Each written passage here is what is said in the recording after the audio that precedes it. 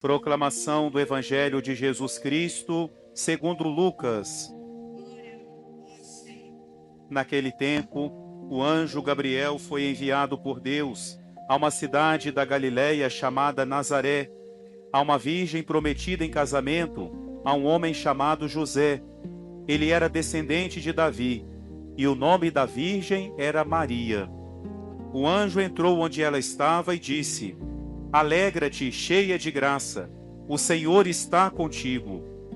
Maria ficou perturbada com estas palavras e começou a pensar qual seria o significado da saudação. O anjo então disse-lhe: Não tenhas medo, Maria, porque encontraste graça diante de Deus. Eis que conceberás e darás à luz um filho, a quem porás o nome de Jesus. Ele será grande, será chamado Filho do Altíssimo, e o Senhor Deus lhe dará o trono de seu pai Davi. Ele reinará para sempre sobre os descendentes de Jacó, e o seu reino não terá fim.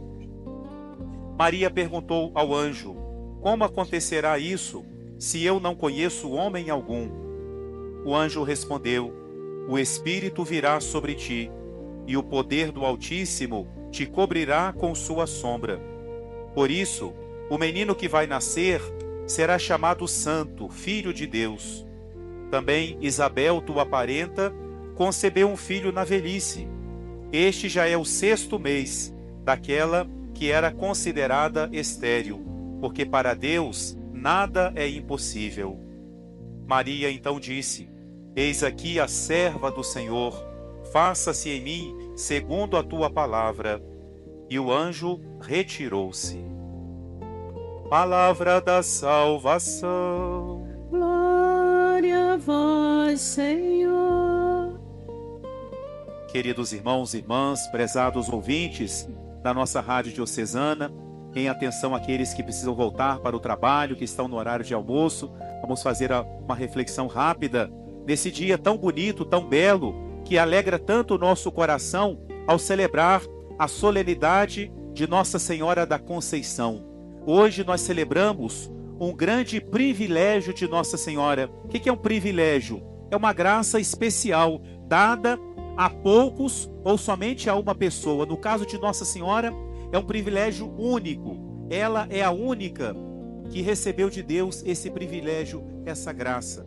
A primeira leitura e o Evangelho nos ajudam a entender um pouco o que é este mistério. Nós sabemos que Nossa Senhora, desde o primeiro instante da sua concepção, portanto da sua existência, ela foi preservada do pecado. E por outro lado, ela foi cumulada da graça de Deus. Na primeira leitura, nós vemos esse primeiro aspecto. A Imaculada Conceição significa que ela não teve pecado.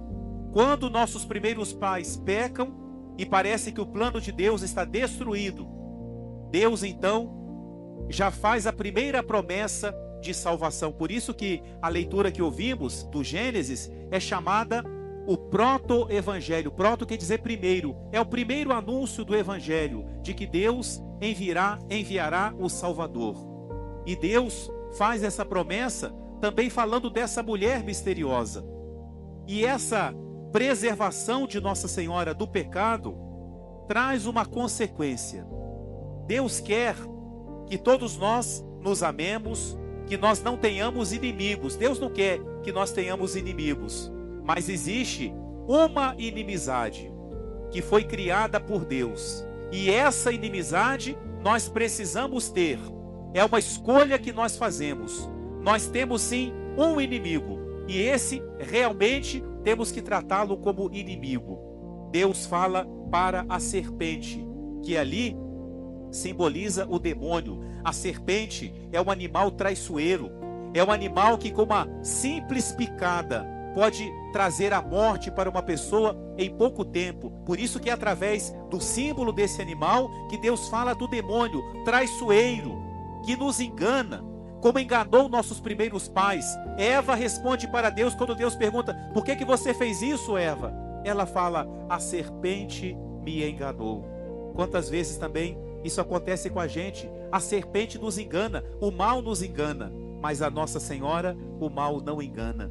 Deus fala para a serpente: colocarei inimizade entre ti, serpente, e a mulher, entre a tua descendência e a descendência dela. De modo que Nossa Senhora é a maior inimiga do demônio, a maior inimiga do mal. Por isso que ela é representada pisando a serpente traiçoeira, a serpente venenosa que tentou destruir os planos de Deus. E Nossa Senhora é inimiga da serpente, porque exatamente nela o demônio não teve a menor parte.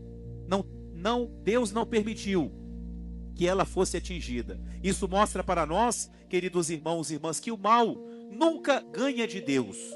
O mal nunca tem a última palavra. Foi um grande estrago o pecado original, mas houve uma pessoa onde Deus falou para a serpente: aqui você não se aproxima, nela você não toca, e é Nossa Senhora. Deus a preservou do pecado. E isso foi por mérito dela? Não. Foi por mérito de Cristo. Ela também foi remida por Jesus. Nós fomos remidos porque fomos purificados. Nossa Senhora foi remida porque ela foi preservada. Deus não permitiu que o pecado a atingisse, que o pecado a tocasse. Então, sem pecado. Mas não é só isso, a Imaculada Conceição. Não só sem pecado, mas Deus acumulou de graça. Por isso que no Evangelho, quando o anjo vai saudar Nossa Senhora, ele não a chama pelo seu nome, ele não fala Maria. O Evangelho tinha acabado de falar, e o nome da Virgem era Maria. E o anjo lhe dá um nome novo, um nome que indica como que ela é. O anjo lhe diz: alegra-te, salve, cheia de graça. É o nome dela, não é somente uma qualidade, ela é a cheia de graça, é o nome dela. Isso significa que Deus derramou em Nossa Senhora a sua graça numa abundância que a nenhuma outra criatura foi concedida. Nós temos a graça de Deus, devemos ter, mas nós não estamos repletos da graça de Deus por causa das nossas misérias, das nossas fraquezas, das nossas imperfeições. Em Nossa Senhora, a graça não encontrou nenhuma resistência. Ela era vazia de si mesma, ela era isenta do pecado e por isso ela foi repleta da graça de Deus. Cheia de graça quer dizer isso. O máximo de graça que ela poderia ter, ela tinha, porque o seu coração era totalmente puro, isenta do pecado e cheia da graça de Deus. Essa é a mãe de Jesus. Essa, queridos irmãos e irmãs, é a nossa mãe, inimiga do pecado, inimiga do mal, do demônio, e totalmente aberta, repleta da graça de Deus. E o que significa isso para nós? Segunda leitura.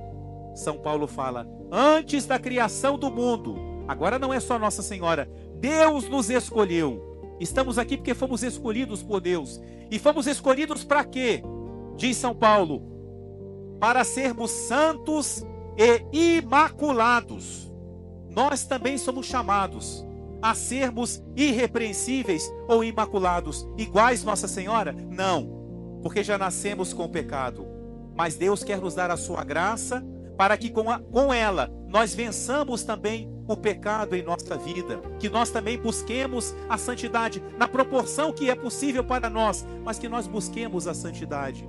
Se somos filhos de Maria, se somos a geração que a proclama bem-aventurada, e é por isso que estamos aqui, é preciso também que nós procuremos viver como ela viveu, inimigos do pecado, não compactuar com o pecado, não querer o pecado em nossa vida. Por isso a nossa luta, o nosso combate, porque como o demônio é inimigo dela e dos seus filhos. Quando fala que o demônio vai ferir o calcanhar de Nossa Senhora, o calcanhar representa a gente. Já que ele não pode atingi-la diretamente, ele quer atingir os seus filhos. E quantas vezes ele nos engana. Então hoje nós pedimos a Nossa Senhora que ela nos ajude a vencer o pecado, a não desistirmos de combater o pecado em nós. Mas não é só isso.